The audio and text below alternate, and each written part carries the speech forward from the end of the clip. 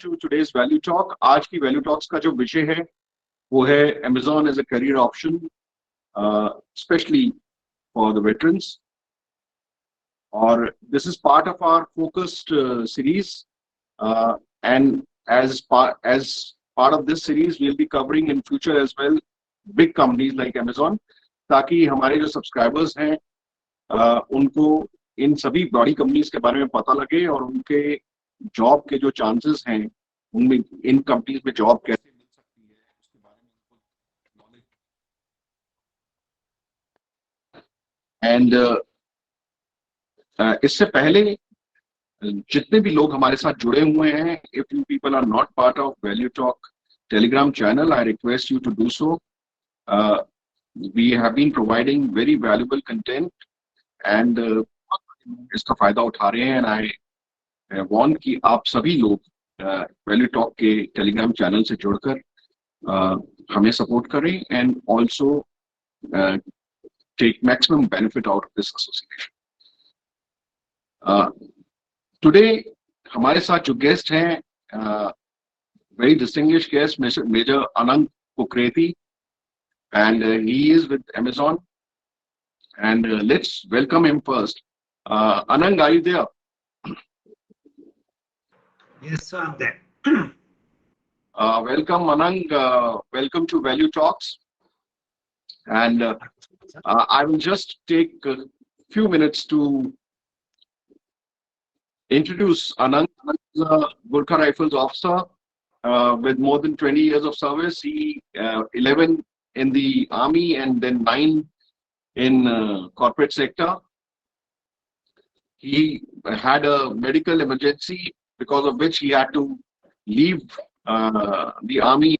He did his MBA through GMAT and then he joined DHL, and thereafter he joined Amazon, and he has been working in Amazon in various roles, and he has done very well for himself in Amazon, and presently he's working for business development and preloads and fuels, and he's promoting this with career providers and broadband service providers and OEMs, so that they are aware of Amazon products and they use Amazon products. Am I right, Anand? Yes, sir, bang on. The entire idea is for discovery and adoption by users of different Amazon categories. Right. So, to all my viewers, all our viewers, जब हम Amazon की बात करते हैं तो सबसे पहले, besides it's the marketplace of everything, दिमाग में क्या आता है? मेरे दिमाग में आता है कि it's a disruptor. It just disrupted the business big way. Business of everything. It started in 1994 from the garage, and Mr. Jeff Bezos. What's his vision, his conviction, his tenacity, everything. कि आज as a bookseller it started, and today it is in every domain. It's in satellite, digital, Amazon Web Services, cloud, everything, and besides it sells almost everything under the sun. So that's the kind of company, and it is part of Big Five in the company of Microsoft, Google, Meta. I mean, you name it, and Amazon has it. And that's why we chose Amazon, and it's a very veteran-friendly company, and we'll hear more about it from Anand only. But before that, Anand, can you tell us what was the emergency which made you leave this? I mean, made you hang your uniform? Right. As some of you might be aware, I can see a couple of my postmates here on the call as well, that I'm an ex-NDA, right? So for me, leaving in 11 years, it was not something that I had planned earlier. I remember being posted to UN as Chief of Ops as part of the INVAT 12, and feeling very happy about it and saying, hey, finally I've made it. Because UN posting is supposed to be prestigious, takes care of your future financial needs. So I was very happy there. And that's when tragedy struck. I had for some unexplained reason, I had a blood clot which traveled to my heart and my brain, which I had suffered a heart attack and a brain stroke simultaneously. That led to me being placed permanently in a shade 3 category, and it's then that I decided that I was hardly 30 then, right? So it's then that I decided that it's still time for me to go out and make a second career in the civil stream, and that's where I started studying for my GMAT, and that's when we attached. So, Anand, when everything is going well in your career and suddenly you hit a roadblock like this, it's like end of the world. काफी ज़्यादा एक धक्का सा लगता है. It's not easy. So how did you cope with it? Well, sir, you're right. I'm frankly speaking, like if I say truthfully, I had, so when I got this problem, I came back, got repatriated from Lebanon back to India. So I took some time, about 3-4 months to recover, to get my functions back, because I had a transgenic, attack which had left me slightly paralyzed. I'll not say very badly, but I required some sort of physiotherapy, etc., to come back to full functionality. And obviously, I knew that my army career was over, and I was pretty depressed about it. At that point of time, my son was born, and I think it's his birth which actually pulled me out of the lethargy I'd gone into, thinking, "Hey, my world is over. Nothing's going to happen anymore for me." And post that, once I was very clear in my head that I'm going to leave the army, right? I don't want to continue with this, with this tag of being a low medical category person at this young an age. So I was very clear I don't want to continue there, and then I started finding out means as to what I can do outside. One of the first things that I recognized, that I spoke with people and who were there, my friends, my sister's colleagues, my brother-in-law's colleagues, and I spoke to them. The first thing they pointed out was, don't leave the army without any preparation. Right? If you're coming out, add something to you're young, you're looking for a career change, you want to make something, you want to become part of the mainstream. So, this is the time when you add something to your resume, add capabilities, add skill sets before you move. And I think that's when I, had the idea of giving GMAT and then doing an MBA via GMAT. I would like to stop you here and draw attention of all those who are listening. When he made up his mind, and then he consulted people, there were people who guided him, and then he started thinking of GMAT, and maybe he started preparing for GMAT before he was coming out. So that is a kind of planning and preparation which I would recommend to everyone. Yeah, please. Sorry, it was a very relevant point which you raised, so I wanted to draw attention to it. Sure. I think the only thing different which I did from others was that I was very curious, and I in the army, I think we somehow get into the habit of things already being structured for us because the organization is built in such a way. We expect information will flow down to us automatically from top to the bottom, something which I need to know would be made available to me.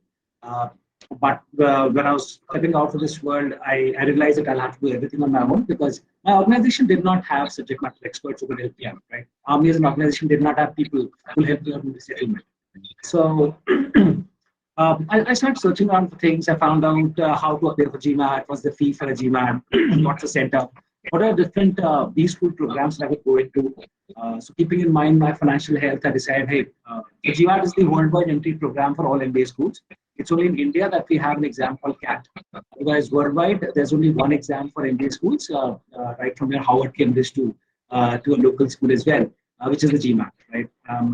So I was very clear that I'll not go to a school abroad because I was not in that kind of financial health. I knew that I had to take a loan from the bank so that I could pay for the fees for the MBA in India as well. And I had actually honed upon that I'll either go to the top 4 IIMs or ISB because I knew that these people carried value. And that's what my interaction with people had told me. You should do, if you're going to do an MBA, do it from these institutes. So that's how my journey started. Great. So, you joined DHL thereafter, and then I think since 2015 onwards, you have been in Amazon. Correct. So that's a long journey. 2015 to 2022 or almost 23 now. So it's been 7-8 years. So if you have to describe Amazon as a workplace, I know it's a question which you won't say anything otherwise. But still, how would you describe Amazon as a workplace? Well, sir, let me put it this way. So when I was in DHL, right, and in the B school as well, and when I spoke, so when I was in the B school, I had experienced compatriots for the corporate program which were there, right? So executive program which was there. So most of the ideas which companies have is the idea of having an output. So you measure performance in terms of output. Say, hey, this was the sales I did, this is the revenue I did, this is my top line, this is my bottom line, this is what net off I did, etc. etc. This is my presence in so many places. Right? Amazon distinctly, and that's a very distinct thing that Amazon has, and perhaps that's the reason for its growth that you mentioned earlier, has got a culture of input. So it's very clear in Amazon that we're not bothered about the output. If the input is right, then the output will automatically come right. So the entire idea that we have before stepping into anything is that research, and then research once more so that your input is correct. And after that, once the input is made, then nobody even looks at it because the processes are in place which will execute the process. So it's basically planning, which is Amazon's forte. And I think I was lucky enough that I met great people who guided me, helped me stand on my feet, and I do feel as an army guy, the biggest drawback I had was that I was very execution focused. To change into the Once again, I just, as an army guy, the biggest drawback was that I was very execution focused, right? And when I did my MBA as well, everybody was like, execution, yes, get the numbers right, the output matters, right? So I was very execution focused. I do believe until we reach certain senior positions in the army that we don't become very planning focused. And from my limited, understanding, I'll say maybe brigade commando onwards is when you actually see officers become planning focused from execution focused. Till about the CO, I think the pressure or the idea behind our job profile is to get execution things done and ensure that results are there.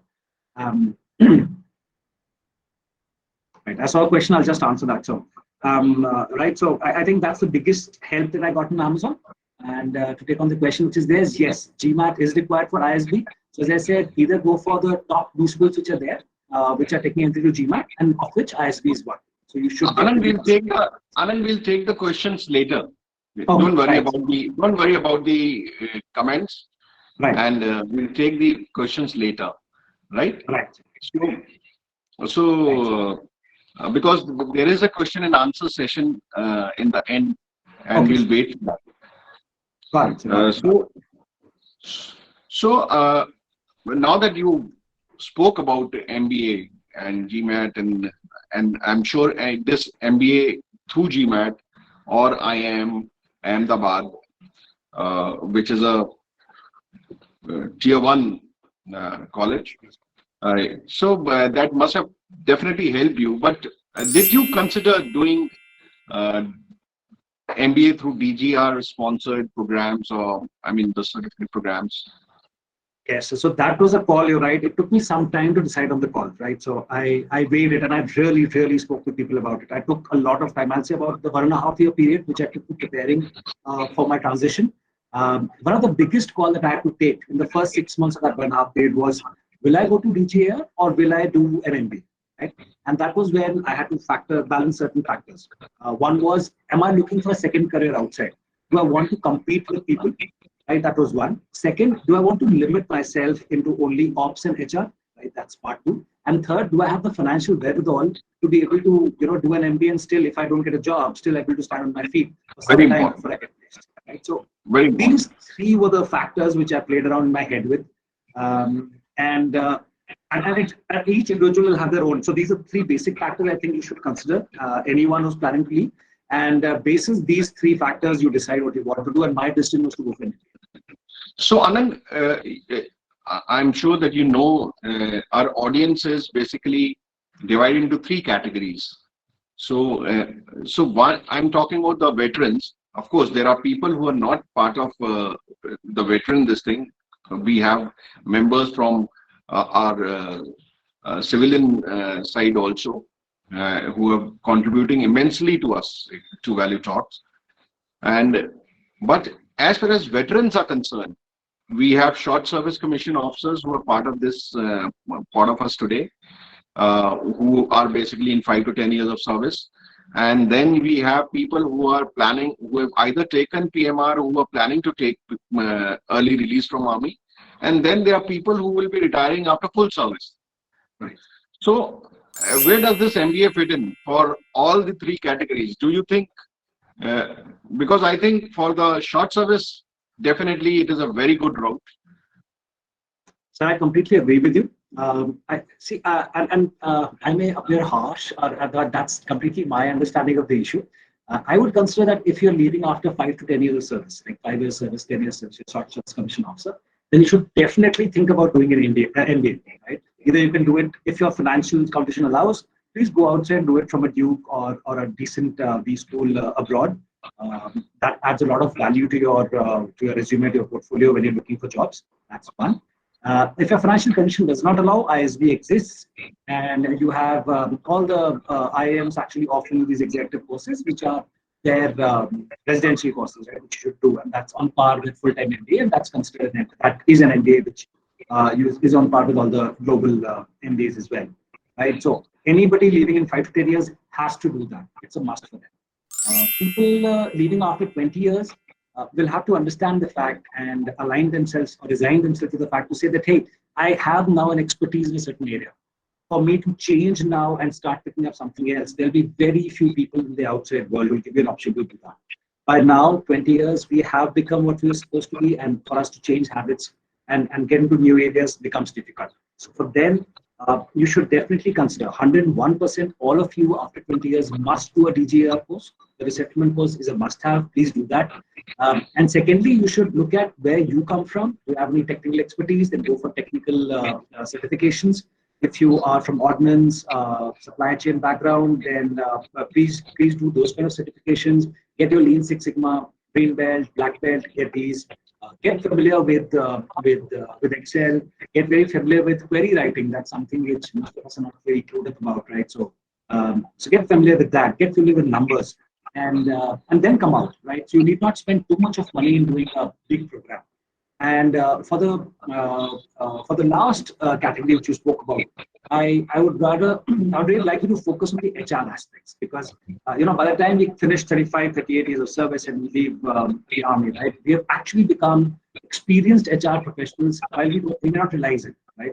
So that's the point you should be looking at, and you obviously need to train yourself because HR is not just handling people, right? It consists of what is the kind of person I'm going to hire. How do I think? What is the salary composition that I have to do? So there's a lot of technical aspects to HR, which army guys are not clear about, and we think, hey, HR is very simple. No, it's not. Yes, we are experts in HR, but the way that HR is done in civil is quite different from the way we think it is done, right? So do update yourself as to latest trends which are happening there. And these are the three parts. I'll say a lot of money you can spend when you're 5 to 10 years service. Don't go into a lot of money, do certifications, definitely do the resettlement course. And after 30-35, again, you spend the least amount of money, upgrade yourself, upskill yourself as to what is happening on the day. That's all. Right. Very well brought out, Anand. So can you, I have been following Amazon for quite some time, and I've been seeing that they have this, veteran programs, and there are a lot of veterans in the organization as such, not only in India, all across. So where do you, now we have, we have people from supply chain, then we have technical people who have from the IT background, then we have infantry, armored, artillery. So which are the functions where maximum number of veterans are observed? That is number one.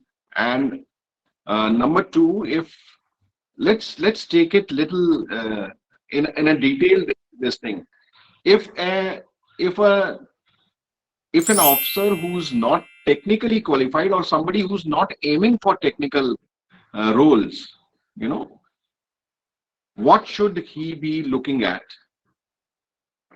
So what are those domains where he can fit in Amazon? I'm talking specifically about Amazon. Right. So let me take this first as officers who do not have a technical domain, right? most people who join Amazon, and it's very known in the veteran community. Most of them will not be from a technical background, right? Most people who join Amazon are from a non-technical domain. We might have ideas which are incorrect into thinking what is technical and what is non-technical. So I'm a non-techie from India, 98.4, history, economics, and political science. And my first role in Amazon was a non-tech product manager. Right, so my first role in Amazon was that of a product manager, right, which is generally considered to be a hardcore tech role by people. There's a role called non-tech product manager, where you come in. It's very akin to what business is, and you learn on the job. You start to understand the requirements from the business side. You break it down into pieces and feed it to the tech side. So you become the bridge between the tech and the business teams, right? So there are jobs of this sort which exist. Mostly Amazon right now hires veterans and Indian veterans in ops roles. And when I say ops, please just don't limit yourself to thinking FC ops, right? Ops are advertisement ops, right? So these are something wherein the kind of advertisements which are being put on the Amazon platform, or the kind of advertisements that are being run on third-party platforms or televisions or radio networks, etc. Right? So these also have an operational value, as in all factors have to be checked whether these have been, whether 10 or 12 factors that are there have been checked or not, whether the aspect ratio is correct or not, whether the images are as per the pixelation given of that particular media that we're using are there or not. So these also come in ops, right? So these are ad ops. Again, you don't require any technical qualification for these. FC ops are very obvious to you. Supply chain, ASC and AOC people will have an edge over others over this because they've been doing that for quite some time, right? Then you have operations in terms of fraud operations, right? In which the basic idea is that you will get a team when you enter as a mid-level manager, right? And they'll hire you as mid-level managers. They do not expect you to come with domain expertise. What they expect you to come with, what Amazon expects you to come in with, is the ability to get work done from people, right? So it's very logical, commonsensical. Right? Ops in Amazon are very logical and very commonsensical. So we do not expect people to come with domain expertise. We'll guide you. We'll get you what is to be done. It's up to us. Within 1 or 2 months, we'll have you up and running, right? 2 months in Amazon, and when you speak to your postmates or colleagues outside, right, your language will have completely changed. And by the time the 3rd month is over, you've very well clued up as to what you're doing. So don't limit your thinking into saying, hey, that's a technical role, I can't do it. No, not at all. So we hire product managers, we hire program managers, we hire operations that support business lines, which are very closely associated with the sales. So there are sales ops, and there are something called vendor ops, which are there for making success of vendors which are in the Amazon platform. We obviously have customer service operations, which are linguistic ops. We also have fraud operations. So the line of non-technical operations is huge, is immense. Right? So we should not shut our mind down and saying, hey, that's a technical opportunity. Even the army might think it's technical, but if you come outside in the outside world, it's not considered technical. And for the tech folks, we definitely do hire in AWS, and AWS worldwide is very bullish on hiring army guys from technical background. AWS India has also now been told that, because the army guys in the foreign locales have been so successful, that they've been told that we want people from the army background to join AWS in sales, to join AWS in account management, and business development. So there's a huge scope available for us. And as you brought out in the beginning, Amazon has got a foot in every line that you can think of. Right? So AWS is something which gives us servers. So you can be, if you're on Signals, you can go into that area. We have supply chain, we have operations, we have FC ops, we have business process operations, we have voice ops, we have non-voice ops. So think of a thing, it's there. Great. So, Anand, I think, the hallmark of a great company is the onboarding process. How you onboard the fresh entries. And in the case of veterans, it's all the more important because some of them are, coming after 11, 12, 15 years, and they are used to a certain kind of culture and environment. So, how is the onboarding process in Amazon? Right.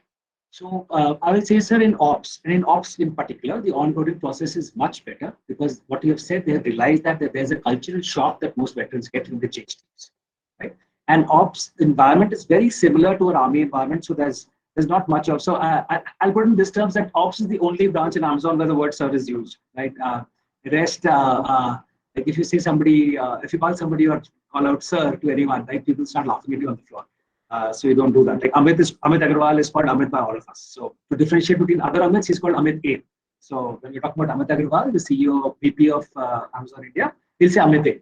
Manish Tiwari is Manish Tiwari. Nobody calls him Manish sir. But in operations, because you're dealing with the kind of people who have been your soldiers, right? At the end of the day, you're either dealing with qualified young folks, which are very akin to what your clerks have as their education qualification, the level of work they're doing, or you'll be dealing with GD soldiers like mine, right? Or you may be lucky enough and you'll be dealing with some technical soldiers like signals and EME, etc. Right? So that discipline has to be enforced. The battle is fought on every day. You have a fire to put out on a daily basis, and you go off to sleep, and next day morning you're ready for the battle again. So that's how ops functions. In ops, they will give you, everybody gives you a buddy and they try and make you going slowly. But I have to say that though we are used to having a 4 days handing on the army, right? Somehow we expect that if you're coming to the civil world, there'll be a lot more hand holding. No, it will not be there. So most of the complaints that we've heard from veterans is, I was not handheld enough, right? Within 7 days, I was told to do this. Within 10 days, I was told to do this. So please be mentally prepared for this. And you have to catch up. Like it's a dog eat dog world, right? You are on par with the civil counterpart. He's done it for 20 years in the particular domain, right? And you, after 20 years in the army, you get 7 days to match him, and that's it. So you cannot hide behind it and say, hey, I'm from the army, give me some more time. Nobody's going to cut you that slack. So please be ready. The thing that he'll do in half an hour, you'll take 2 hours or 3 hours to do. So for you initially, your workday should be 19, 20 hours. 18 hours workday for you as a veteran for the first month or so. You should be ready for that. It is because what others are doing in 8 to 10 hours, you have to do it, and you'll have to do it. You have to match them, right? But you will take more time. It's trial and error. I'm trying to understand how this thing is done. I don't know how it's done, right? So that's a learning curve, and it will be a very steep learning curve. Very, very steep learning curve. Ship up or ship up, or shape up or ship up. That's the mantra Amazon has. Right. So you have to leave the baggage behind and be ready for a cultural shock. So I always, I have been in these talks, I have always been saying one thing, that hard skills get you in and soft skills take you far. So it's a matter of those soft skills. And when we are talking about soft skills, and in a workforce like Amazon, where a lot of youngsters are there, as you mentioned earlier as well. And, and now there's an army officer who goes after 11 years or 20 years or 18 years of service. He's used to being addressed as some, sir, and many other things. We don't realize it, but we get used to it, of being treated in a certain manner. But outside, it's on the first name basis, as you said. So what are those soft skills which you think will be helpful, which the veterans should try and develop? I think that it's two things. One, please don't judge anybody's competence by the years of service they put in. This is a very, very typical army. Maybe Air Force and Navy do not have it that much, but army guys, we have this, and I have it till now. Like I can sit here and give yarn, but even now I have that at the back of my mind. Something will pinch me a bit. It will pinch me a bit, even now after having spent 9 years in the civil world. That that a younger guy is sitting across the table from me, and he knows more than me, or something, right? And so please do not associate capability with the number of work it's actually put in. That's the first dissociation we have to do. Yes, please, I know it's tough, but please believe me, we have to do that dissociation. Second, do not have any hesitation asking for help, right? So, and we are new, we don't know the domain, right? We are coming out, it's another place, and the day we land, we're supposed to run, right? And you'll not be able to run, you'll be able to walk. So what you need is, I'll give you a cross-country example, right? Sometimes when you used to be running on a bar bend or some other part, right? The DSs used to be standing there and catch our hands and pull us up, right? Of that incline. So you need people around you to do that role, and you've got to be nice, polite, and it will be an L3, which is the entry-level people who will have more subject matter expertise than you. So please do talk to them, be a part of them. When you're sitting with that age group, be that age group, right? And they'll be talking about anything. You should be able to do that. Even if things you don't like, something which is being said there, don't let that cross your face, right? You're part of that group. At that point of time, nod, have a great relationship with them, move out. deal with the next age group which is there. So there'll be 3-4 sets of age groups which are there, which you'll be interacting with, right? You should be comfortable with all. You should be comfortable with all, and don't hesitate in asking help. Swallow your pride, because you'll be judged at the end that did you get the input right or not? Did you get the task done correctly or not when you're creating that input, right?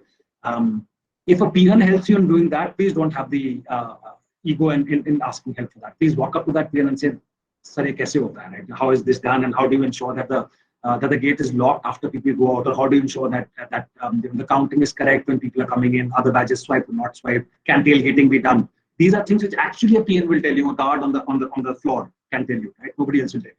So please ask a lot. Have a smile on your face. Another big thing which civilian counterparts tell me is that army guys don't have a smile on their face, right? It doesn't kill us to have a smile. I know we are not, army is not a pally place, and you don't go there with smiles on your faces, right? I know my CEO would have killed me in Gurkhas had I gone to with a smile on my face, right? It was salute, stand straight, tell what you have to say, cut to the, cut and guide conversation out, right? But here you have to have a smile. You've got to be nice, polite, have a smile on your face, make people feel nice about it. They're ready to give you a chance. So basically, you brought out two very relevant things, 2, 3. One is that don't judge anyone. That is, don't go by the seniority. How much of work experience have they got? If you don't know anything, be ready to learn from anyone. Be polite, be humble. Don't be don't carry that baggage of army. You are going well in Rome, do as the Romans do. So follow that principle. Of course, don't leave your values, but merge with them, merge with the team. You have to be part of that team. And also I feel that you have to develop your emotional quotient, EQ, has to be a little stronger. You may not like a thing which may be said to you. I'm not saying anything impolite, but otherwise also we have a habit of, if we are checked, we take it to heart. So those are certain things. You have gone to a new domain. No, it's a totally different culture, work experience. So be ready for making mistakes and learning from them. And so that's a very relevant thing you brought out. Anand, another thing which I wanted to ask was, there are those. Before that, I will ask, what are these levels in Amazon? So many levels. Right. So everybody is confused. 5, 6 short service commission officer coming after 5, 6 or 10 years of service, and then a 20 years service officer coming out. What are those levels which we should be looking at? Right. So like any organization, when you come out, even if it is not a secret. Yeah, it's not a secret at all. It's a known fact. It's a known fact. Any organization, like whether it's Amazon, Google, Facebook, anyone, and even our organization, right? We have lieutenant, captain, major, lieutenant colonel, and so on, right? So similarly, all organizations have their levels. So I'll tell you one thing which I think haven't even told Colonel Manish before this interaction, that I was part of the founding team which launched the military veterans program in Amazon in India. So which launched the MVEP, we call the Military Veterans Employability Program. Okay, so right. I was amongst the 4 people who were picked up and who are requested they can spare their time and be help guide the HR team in creating the MVP program in India. And that happened in 2017 or 18, I'm not very sure. 2017, if I'm not wrong. 2017, when we started building the contours of this program. So how it started was that the first idea that we had, all 4 of us were obviously army officers, and there were some senior brigadiers as well, retired brigadiers working in Amazon, who were also part of the family. So the first idea we did was that we wanted to benchmark our SS officers to people who joined Amazon with WorkX. Right? So Amazon in India hires people with 3, 4, 5 years of WorkX, 3 to 4 to 5 years of WorkX post MBA at L5. Right? So we were very clear that an SS officer of 5 years service, having done some course, etc., will not come below L5. Right? So that was the guideline for us that, hey, we'll not get an SS officer coming below L5. L5 band stretched up to 10 years of service as well. And it stretches up to 10 years of service if you've not done an MBA. If you do an MBA after 10 years of service, right, then you have a very good shot at coming at L6. because then you become on par with the entry that I had, wherein they were experienced professionals of 10, 12 years service. They did the executive MBA program, and they were considered on par to be hired as L6, right? So that's what an MBA helps you. Straight away gets you one level up. If you're non-MBA, 5 years to 10 years service, you're supposed to join as L5, right? So that's what it is. Anybody after that, say joining after the 15 years or 20 years service, they have put it as L6. This is a hotly debated topic. Amazon has a concept called HDT, hotly debated topic. So that's a hotly debated topic within Amazon itself. Wherein still the push from the veteran fraternity is that a 20-year officer should come in as a 7. The pushback from the civilian fraternity is that, hey, till such time army officers are able to prove their worth, we would not be willing to allow them a path into 7, because 7 becomes actually a business owner. So 6 is a senior position as well. They own a lot of business, but 7 actually starts taking financial decisions, which are about 500,000 to 1 million USD is the financial decision making that 7 has to do. Right? So they said, give this program some more time, and yes, we will come to what you're saying makes sense. We will come to that. So this is how the thinking has gone, and this is where we are. After 7 comes level 8. Level 8s are the directors at Amazon. And I'm very happy to say that most of the army guys, especially the Indian guys, and who've joined here in India and moved abroad, have grown so fast. Like in Canada, most of the ops elites are army guys. In Seattle, most of the ops elites are army guys, Indian army guys. Right? When I say army guys, I mean Indian army folks, right, who joined here and have moved abroad. Right? And people who did their MBA abroad, right, and then they joined right as a 6 and have moved up. So Indian Army is recognized within Amazon globally as being a cut above the rest of the armies. And I'm not praising ourselves. I'm saying that the numbers prove so, right? So hence we do have a very good chance that maybe another 2 or 3 years, the entry path for people who've done 20 years plus of service will be at an L7, right? L8 is a director, and post L8 comes L10, which is a VP, which is where the country managers start coming to play. Amit A is a SVP, and there are about 12 SVPs globally that we have, and they report into Mr. Business. So that's how it happens. So Anand, what about an officer who's coming after at the age of say 54 or so? Is there a point in his doing MBA? And I mean, first of all, is Amazon open to officer joining at the age of 54 or something, 54, 55? I mean, whether an MBA or not. Right. So I'd say that 54, 55 is something that Amazon has not shown very openness to. Right. So that's not something which Amazon should openness to, because those kinds of roles are not here. But as we start expanding, right, and I said, once you've done 30, 35 years service, right, and you're leaving the army and coming out, right, then your roles become limited in the sense that people look at you more for doing either HR, right, or they want to hire you in certain positions which are more of outwardly facing positions, wherein like a board member or some senior member, wherein you are on a part-time sort of, I'd say, board of directors or an expert from outside. So that's what they're looking at for you to be. It will take some time for the organization to mature in India before we can open that. Abroad, obviously, we have openings for, and again, as I said, Indian Army officers, you can apply sitting here for any role. Wild thought has come to me. Right. Very wild thought. I mean, while I'm listening to you. Sir. What about, is there any kind of, business partnership with Amazon? I'm not talking about as seller on Amazon platform. I'm not talking about that kind of business partnership, but is there any kind of business which veterans can look at joining hands with Amazon, and does Amazon give any kind of preference? Or so I hope you get what I'm saying. I get what you're saying. So see, my point is Amazon, like any other organization, right, has partners beyond their sellers, right? So we have partners in terms of advertising agencies are our partners. We have partners that provide us business process outsource services, which can be anything, right? We have partners that provide us services, any third-party service that you can think of facility management. So all these are there, right? These are there, but at that point of time, it's again, as I said, your value as an army officer gets obfuscated by the organization that you have created. If the organization you have created has value and Amazon deems it to be best amongst what it is looking for, then Amazon will hire you. If it's not the best amongst what Amazon is looking for, then the organization will lose out.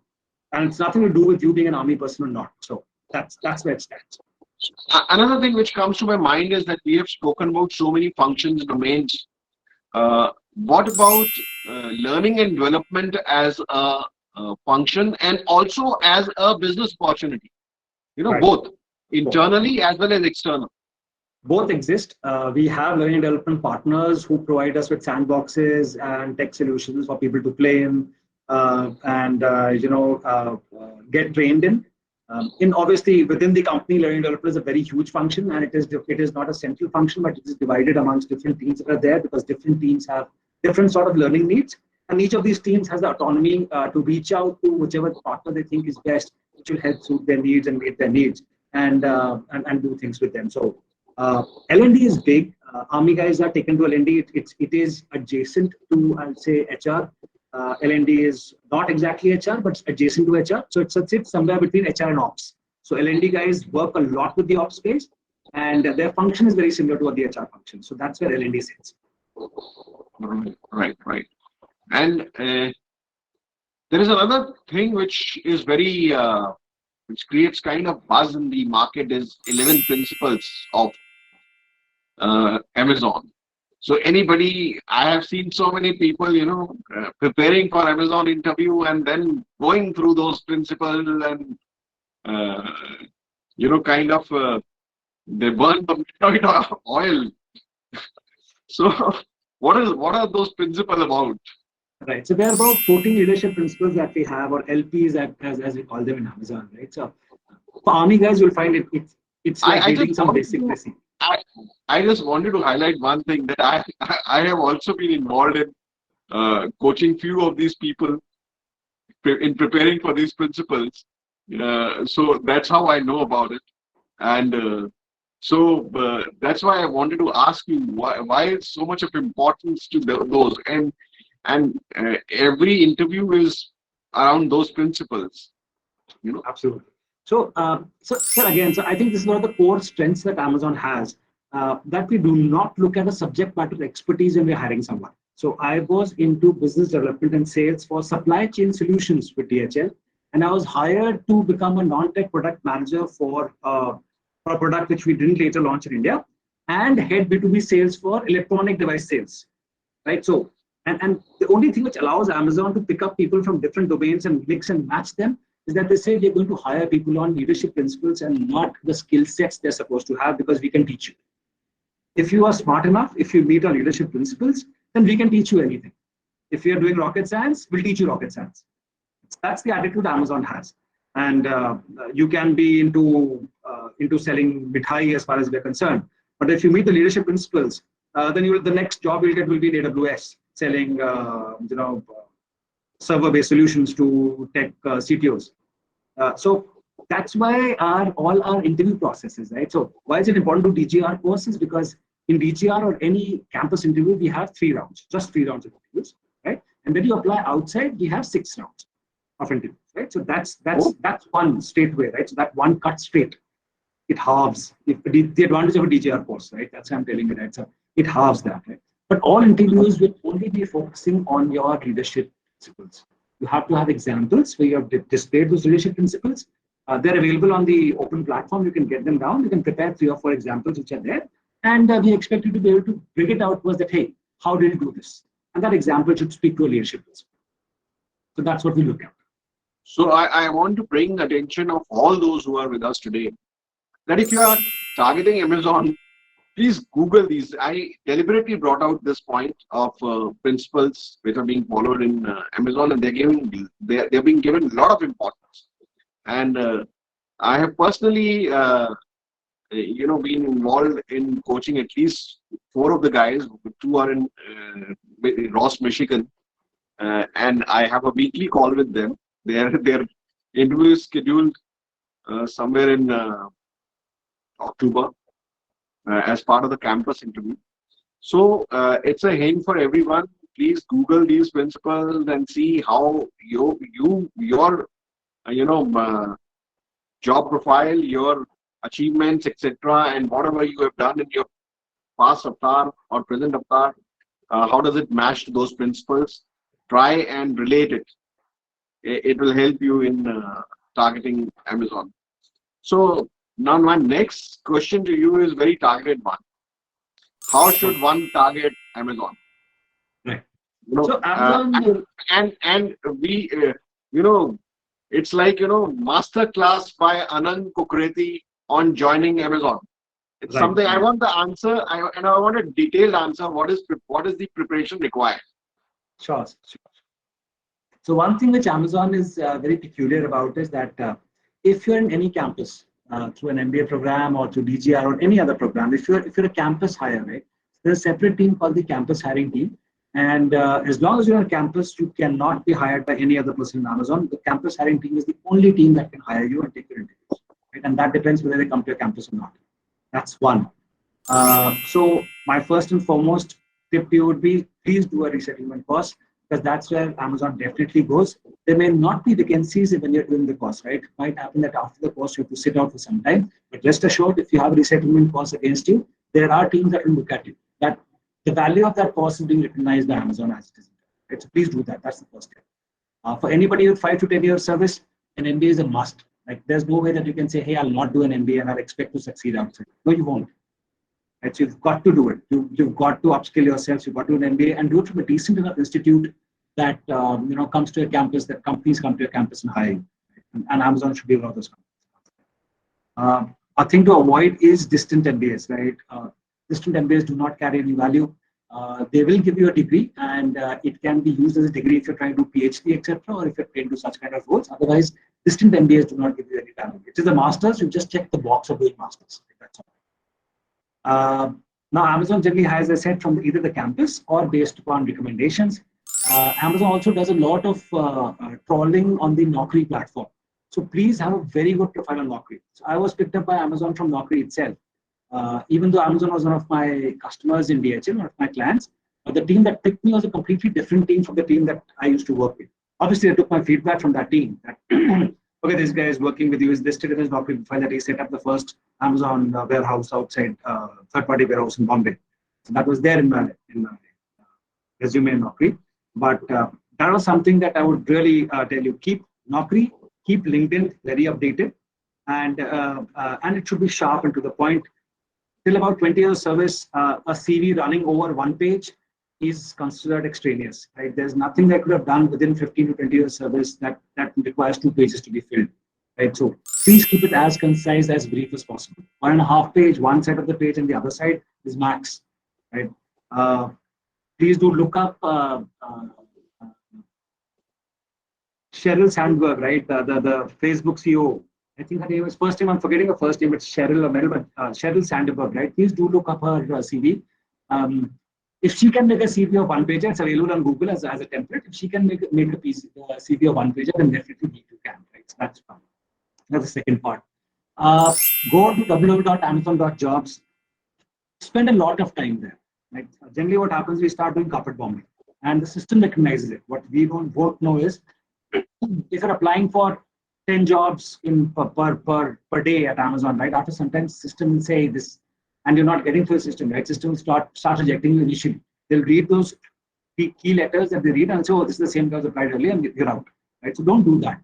Spend a lot of time. And when I say a lot of time, please spend days on it to identify the roles which you feel will fit your JD, what you've done. Identify the role which you feel will fit what you have done. Reach out to people within Amazon, outside Amazon. Reach out to civilian friends of yours, mentors, counterparts, anybody you can speak to and say, hey, this is what is written in this role. Does it translate to this what I've done? Don't try to be a force fit. Don't try to force fit things because that never works out.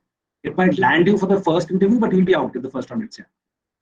So that's the second thing, right? Third thing being, once you've done all this homework, you've identified the roles, gotten your CV done, it's best if you can reach out to an existing army guy, existing veteran Amazon. Like we have in India itself, I think there should be 100 odd or about 50 odd, at least 50 to 60 people who should be part of the program, including SS officers and PC officers after 20 years. Right? So there must be around about 50 odd officers who are already there. We have chapters which are active in all the locations of Amazon, so I can confidently say more than 50. Do network and reach out to those folks. And if they are in that particular domain, that's your best bet. So if you're looking for a security domain, don't talk to a guy who's into FC ops. He will not be able to help you because he will not have that contact there. It's like me saying, going to an artillery guy and saying कि मुझे infantry की tactics सिखाओ, or me going to an armored guy, to an infantry guy and saying कि armored कैसे attack करता है, right? So please don't do that. Find out which domain you are in. Find out that particular guy in that domain, and then reach out to him or her and say, hey, can you help me? And believe me, people are ready to help. They are civilians, Fauji's, whatever. Yeah, as long as you know them, you can make a connect with them, use them, and then prepare yourself, and then best of luck. Great. Very, very detailed one, I must say. But I'm not leaving you soon. So one more thing which comes to my mind is that Amazon is, I mean, the Amazon which we see, which is part of our daily life. Of course, almost everything of Amazon is part of our daily life. The cloud service is part of our daily life. But what I'm trying to say is all these things which we keep buying from Amazon, and you people keep getting your salaries through that. So,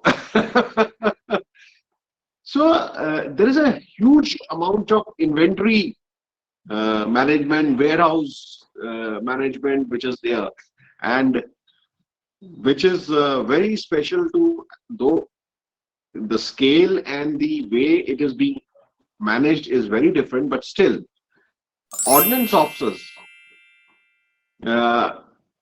should be actually targeting those kind of roles, I think, right? Yep. So, sir, ordnance and supply chain officers, ASC officers, services officers, sorry, will have an edge over the others. I will not lie and say they will not. They will have an edge over the others. So if there are two veterans, one is an ordnance guy and the other is a non-ordnance guy, he lives for EME or whichever technical arm, the ordnance guy will steal a march over you, and we should be able to accept it. Right. So, so that was what I had to ask.